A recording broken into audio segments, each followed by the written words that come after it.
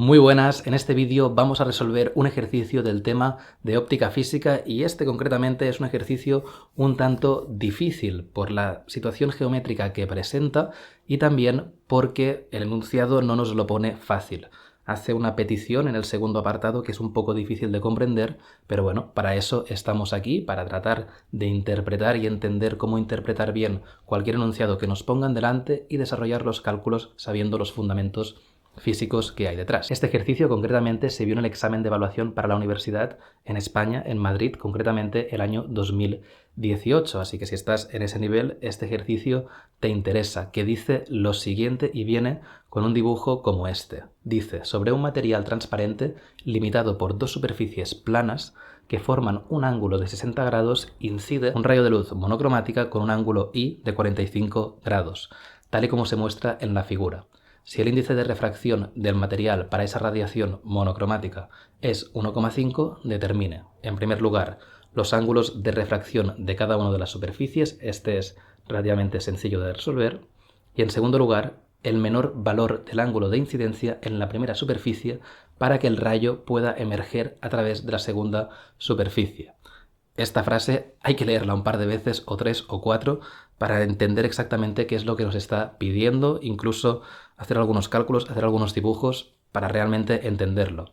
Te hago aquí un esquema para que ahora estés un poco situado y luego cuando resolvamos ese apartado lo vemos con más detalle. Por último nos dan como dato el índice de refracción del aire, que es 1. Y ahora sí, con todos estos datos, con toda esta interpretación del enunciado que hemos hecho, podemos empezar a plantear los cálculos del apartado A. Y aquí lo que nos están pidiendo son los ángulos de refracción tras pasar por cada superficie. De entrada podemos plantearlo con un dibujo. En el primer caso venimos del aire hasta esta superficie. Como venimos de un medio con índice de refracción pequeño a uno más grande, pues el ángulo refractado va a ser más pequeño que el incidente para dibujarlo como es debido, y luego este rayo va a seguir hacia adelante, se va a encontrar con otra superficie, tenemos que hacer bien la vertical de esta superficie y hacer el ángulo respecto a la normal o la vertical, y aquí pues se va a refractar este rayo y como estamos pasando de un índice de refracción grande a uno pequeño, el ángulo se va a abrir un poquito más. La dificultad más grande de este apartado será encontrar el valor de I sub 2, pero vayamos por partes y la primera parte es encontrar R1, el ángulo de refracción de la primera superficie. Y lo podemos calcular de forma muy sencilla utilizando la ley de Snell, porque es que tenemos todos los datos excepto este ángulo que estamos buscando.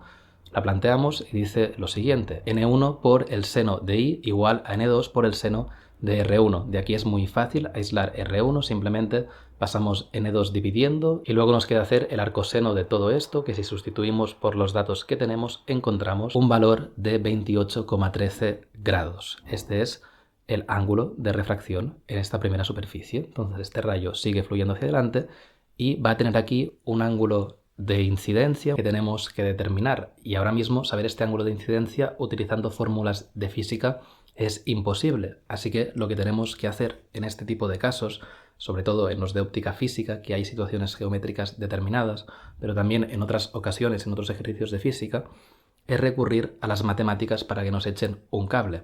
En este caso, si tenemos presente las matemáticas y la geometría, podemos ver, no es fácil de ver, pero con práctica al final acaba siendo fácil de ver.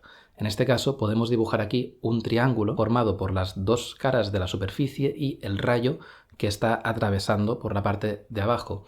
De esta manera tenemos estos tres ángulos, el de arriba que es de 60 grados, nos lo dice el enunciado, este ángulo de aquí y este otro ángulo de aquí, que directamente no los sabemos, pero sí sabemos el ángulo, en este caso refractado, y este ángulo es respecto a la normal. Por lo tanto, aquí en total hay 90 grados que están formados por R sub 1 y esta parte que será 90 menos R sub 1. Y por el otro lado tendremos también 90 grados en total y los podremos separar en este I sub 2 y este 90 menos I sub 2.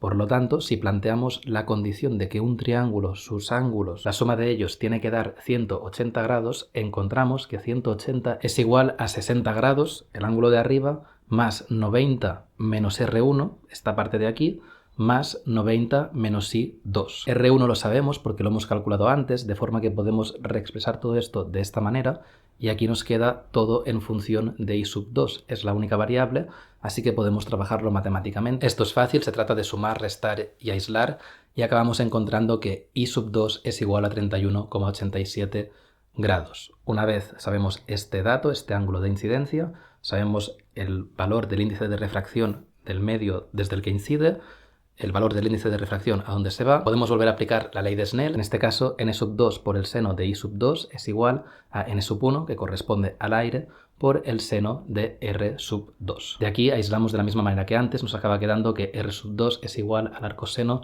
de n2 por el seno de I2 partido n1, que si sustituimos por los datos que tenemos y que hemos encontrado, nos da que este valor del ángulo R2, el segundo ángulo refractado, es de 52,37 grados. Y con esto ya tenemos el apartado A resuelto. Vayamos ahora a por el apartado B, que quizás tiene un plus de dificultad a la hora de comprender exactamente qué está pasando, pero en el fondo se trata de hacer el camino inverso. Empezamos con el último rayo refractado y de allí vamos a ir deduciendo hacia atrás. Lo que nos pide este apartado es que calculemos el valor del ángulo para el cual al final el ángulo refractado último sea inferior a 90 grados, porque si es superior a 90 grados tenemos reflexión total.